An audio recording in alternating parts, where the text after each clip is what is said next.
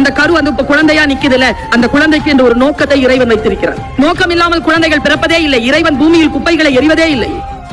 யாரையும் போல் ஆக்குவதற்கு முயற்சி செய்யவே செய்யாது. ஒரு செடியில 2 பூ இருந்தா கூட 2 பூவும் வேற வேற பூ தான், ஒரே பூ கிடையாது.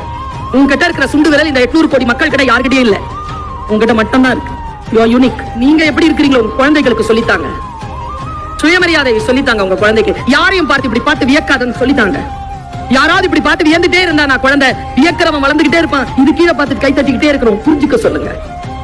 வியப்பது வீழ்ச்சின்னு சொல்லிக் கொடுங்க. புரிந்து கொள்ள வேண்டும், பணிவுடன் நடக்க வேண்டும், கற்றுக்கொள்ள வேண்டும். இதுதான் மாணவர்களுடைய முதல் தகுதி என்பதனை நீங்கள் அந்த குழந்தைகளுக்கு சொல்லியும் சொல்லாமலும் தெரியப்படுத்திக் கொண்டே இருக்க வேண்டும். அவர்கள் கோலோச்ச வேண்டும் என்றால் இந்த தகுதிகள் வர வேண்டும். Don't compare yourself with anybody. It's the greatest insult for your own. என்றால் இந்த தகுதிகள் வர வேண்டும். Don't compare yourself with anybody. It's the greatest insult for your own. சொல்லியும் சொல்லாமலும் தெரியப்படுத்திக் கொண்டே இருக்க வேண்டும். அவர்கள் கோலோச்ச வேண்டும் என்றால் இந்த